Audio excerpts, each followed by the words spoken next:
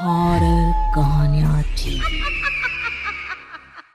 खून की प्यास पार्ट 2। और उसके बाद वो जंगल एक बार फिर से सुमन की चीखों से गूंज उठा। लेकिन आज की रात सुमन की चीखों को सुनने वाला वहां पर कोई भी नहीं था। अगर वहां पर कोई मौजूद था तो बस हरिया, जो कि अब एक भेड़िए में बदल चुका था। सुमन के बालों को पकड़कर घसीटते हुए वो जंगल के बीचों बीच एक जगह पर ले जा रहा था। अगली सुबह गांव में। अरे भाई, पता नहीं क्या बात है, अपने गांव का हरिया किसान और उसकी पत्नी सुमन दोनों गायब हैं। दोनों का कोई अता पता नहीं। अरे कैसी बातें कर रहे हो भाई, ये कब हुआ है? अरे पूरे गांव में खबर फैली पड़ी है। कल रात को दोनों खेत की तरफ जा रहे थे, लेकिन लौटकर आए ही नहीं। तो हो सकता है अपने खेत पर होंगे। पूरा गांव ढूंढ कर आया है भाई। जानते हो क्या मिला वहां पर? क्या हुआ भाई? क्या मिला? बताओ हमें, क्या मिला? अरे हरिया की पत्नी सुमन के कपड़े पड़े हुए थे। शरीर का एक एक कपड़ा फटा हुआ झोपड़ी के बाहर पड़ा था, लेकिन दोनों पति पत्नी का कोई पता ठिकाना नहीं था। अरे भाई, लेकिन उसका जो दोस्त है ना रामू किसान, उससे पता करके आते हैं ना। अब तक तो दोनों साथ ही खेत पर जाया करते थे। हाँ, हमें उसके घर जाना चाहिए भाई। चलो वहाँ चलते हैं, चलो। वो सारे लोग रामू के घर पर पहुंचते हैं। रामू अपने घर के बाहर बैठकर हुक्का पी रहा था। आज सारे के सारे लोग टोली बनाकर मेरे घर क्यों आ रहे हैं? क्या कोई मर गया क्या भाई? अरे कैसी बातें कर रहे हो? तुम्हारा सबसे अच्छा दोस्त हरिया और उसकी पत्नी गायब है और तुम यहाँ बैठकर हुक्का पिए जा रहे हो हैं? रामू ने अजीब सी नजरों से उन सब गांव वालों की तरफ देखा, जिसकी वजह से वो लोग एक बार के लिए डर गए। गायब है? अरे गायब नहीं है, मुक्ति मिल गई है। उन दोनों को मुक्ति मिली है। इस दुनिया में आकर हर इंसान पाप करता है और उसे उसके पापों के लिए मुक्ति मिलना बहुत जरूरी है। अरे ये कैसी बहकी बातें कर रहे हो भाई, हैं? और इसका चेहरा अजीब सा क्यों लग रहा है? लगता है दोस्त के मरने का गम बैठ गया है। पागल हो गया है शायद ये पागल। ये बात सुनते ही रामू चीख कर जोर से चिल्लाते हुए कहता है, पागल मैं नहीं हूँ, पागल तुम सब हो। और ये शैतानी जंगल अब तुम में से किसी को नहीं छोड़ने वाला, सबको खा जाएगा। याद रखना मेरी बात। शैतानी जंगल? कैसा शैतानी जंगल? लगता है रामू पागल हो चुका है। हमें यहाँ से चलना चाहिए भाई। चलो। तभी रामू की पत्नी बाहर आती है। नहीं, आप लोग इनकी बात का बुरा मत मानिए। 2 दिन पहले हरिया के साथ खेत पर गए थे। जब से वहाँ से आए हैं तब से ऐसी ही बातें कर रहे हैं। भगवान जाने ऐसा क्या देख लिया उन्होंने, खेत में कुछ भी बड़बड़ाते रहते हैं। लेकिन गांव के लोगों ने कमला की कोई बात नहीं सुनी और वो सब वहां से चले गए। रात अब धीरे धीरे ढलने लगी थी। तभी अचानक किसी ने धीमी सी आवाज में रामू को पुकारा। रामू, आ जाओ, मैं तुम्हारा इंतजार कर रहा हूँ। और सुनो, अपनी पत्नी को साथ लेकर आना, नहीं तो काम अधूरा रह जाएगा।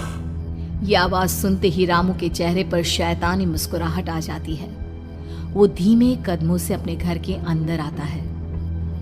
क्या हुआ? तबीयत ठीक है ना अब आपकी? मैं तुझे अपने साथ खेत पर ले जाने आया हूँ, चल। मैं तुम्हारे साथ कहीं नहीं जाने वाली। मुन्ना गहरी नींद में सो रहा है और उसे अकेला छोड़कर मैं तुम्हारे साथ खेत पर नहीं आ सकती। वैसे भी तुम्हारे उन खेतों में भगवान जाने कौन सा राक्षस घूम रहा है, मुझे तो डर लगता है। रामू गुस्से में दांत पीसता अपनी झोपड़ी से बाहर आ जाता है और कमला गहरी नींद में अपने बच्चे के साथ सो जाती है। तभी अचानक रात को रामू की झोपड़ी के ऊपर एक साया वही गाना गुनगुनाते हुए घूमने लगता है जो हरिया के मोबाइल में बजा करता था। मैं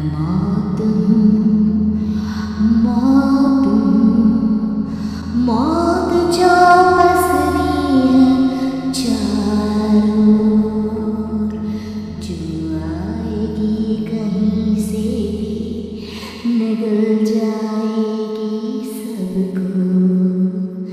मैं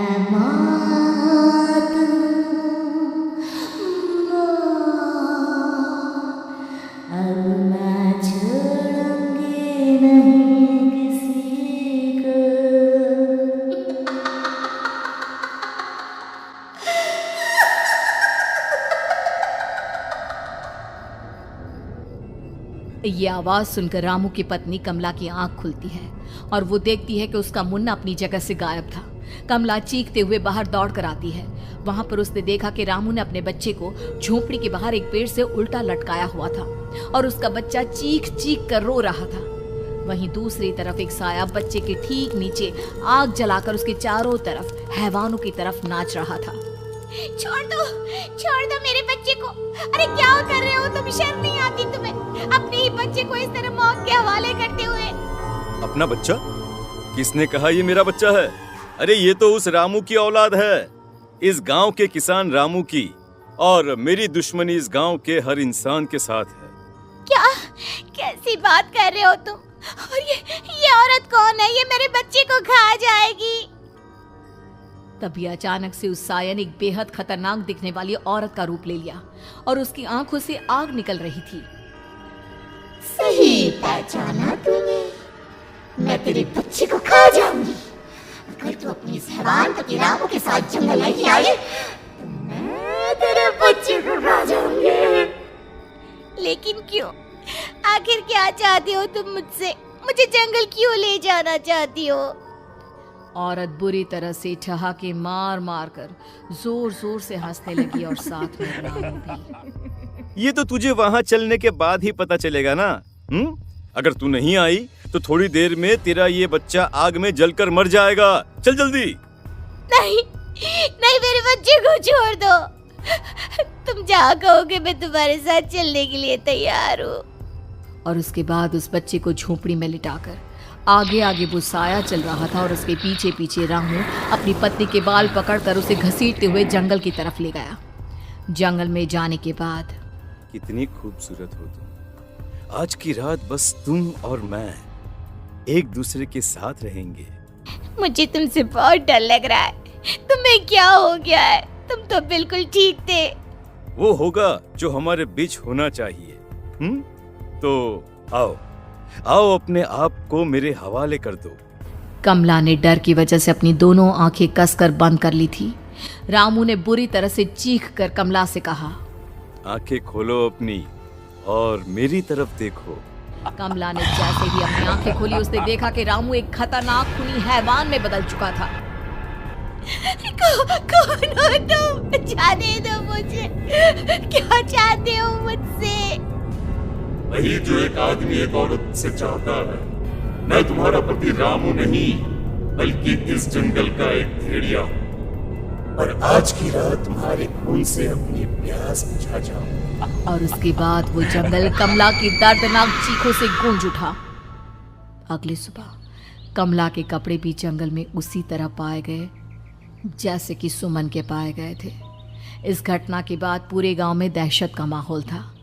अपने माँ बाप की मौत और गांव में हो रहे इस तरह की घटनाओं की खबर सुनकर किशन शहर से गांव लौट आया था। अपने माँ बाप की बेदर्द मौत की वजह से वो बहुत परेशान था। तभी अचानक उसे अपने घर में खाट के नीचे पड़ा हुआ वो मोबाइल फोन मिला जो उसने अपने पापा हरिया को गिफ्ट किया था। अरे कितने प्यार से पापा के लिए मोबाइल फोन लेकर आया था। इसे एक दिन भी काम में नहीं ले पाए। और आखिर कौन है जो गांव में इस तरह की हत्याएं कर रहा है? क्या है इन सब के पीछे? क्या है? मुझे पता करना ही होगा, वरना एक दिन पूरा का पूरा गांव खाली हो जाएगा। इस गांव में एक भी जिंदा इंसान नहीं बचेगा। गांव के लोगों की मदद करने के इरादे से किशन अपने गांव से दूर एक दूसरे गांव में बहुत बड़े तांत्रिक के पास मिलने के लिए गया। तांत्रिक बाबा, अब आप ही कुछ उपाय बता सकते हैं। भगवान जाने हमारे गांव को किसकी नजर लग गई है। नजर नहीं लगी है, किसी ने तुम्हारे गांव को बद्दुआ दी है। किसी सताई हुई आत्मा का प्रकोप है और अब वो पूरे गांव में किसी को नहीं छोड़ेगी जब तक उसकी आत्मा को शांति नहीं मिल जाती। अरे लेकिन ऐसा कौन है बाबा? किसकी आत्मा है और कैसे मिलेगी उसे शांति? मौत है मौत, कहीं से भी आएगी और सबको निगल जाएगी। इससे बचने का सिर्फ एक ही उपाय है, लेकिन उस उपाय को करना आसान नहीं होगा। जो भी उस उपाय को करने की कोशिश करेगा उसकी जान जा सकती है। भले ही मेरी जान चली जाए, लेकिन मैं अपने गांव के लोगों की जान बचाने की पूरी कोशिश करूंगा बाबा। तो ठीक है, फिर अगली अमावस की रात जैसा मैं कहता हूँ वैसा ही करना। अमावस की रात तांत्रिक के बताए अनुसार किशन अपने साथ केरोसिन लेकर जंगल की तरफ चल पड़ा। उसके हाथ में देवी के मंदिर का सिंदूर भी था। किशन जंगल के बीचों बीच पहुंचा। ये देखकर उसकी आंखें फटी की फटी रह गई। वहां एक उबलते पानी का तालाब था और कई लोगों की लाश लटक रही थी। किशन के माँ बाप की लाश भी वहीं थी। माँ, बापू, क्या हो गया? ये क्या हो गया? तभी वहां पर एक औरत और आदमी आते हैं। उन्हें देखकर किशन चौंक जाता है। गोपाल काका, आपकी तो 5 साल पहले मौत हो गई थी। और निर्मला काकी, आप? मौत तो हो गई थी, लेकिन तुम ये नहीं जानते कि हमारी मौत कैसे हुई थी। क्या कहना चाहते हैं आप? कुछ नहीं, बस ये जान लो कि अब इस गांव में कोई जिंदा नहीं बचेगा। लेकिन क्यों काकी? क्योंकि 5 साल पहले इन गांव वालों ने मुझे डायन बताकर पत्थर मार मार के मार डाला। मेरी कोई गलती नहीं थी। गांव का एक बच्चा क्या लापता हुआ, सारा इल्जाम मेरी पत्नी पे डाल दिया। और जब मैंने निर्मला की जान बचाने की कोशिश की तो मुझे भी मार डाला। आपके साथ ये बहुत गलत हुआ काकी, लेकिन आप जो कर रहे हैं वो भी सही नहीं है ना? तुम यहाँ से चले जाओ वरना तुम भी नहीं बचोगे। हमारी आत्मा पिछले 5 साल से मुक्ति के लिए भटक रही है। चले जाओ यहाँ से। मौका देखकर किशन सिंदूर उन दोनों के ऊपर डाल देता है। उनका शरीर जलने लगता है और वो भयानक तरीके से चिल्लाने लगते हैं। अगले ही पल किशन उनके ऊपर केरोसिन डाल देता है और वो दोनों जल जाते हैं। किशन अपने माँ बाप और दूसरी लाशों का अंतिम संस्कार करवाता है और अपने घर लौट आता है, लेकिन वो अभी भी इस बात से अनजान है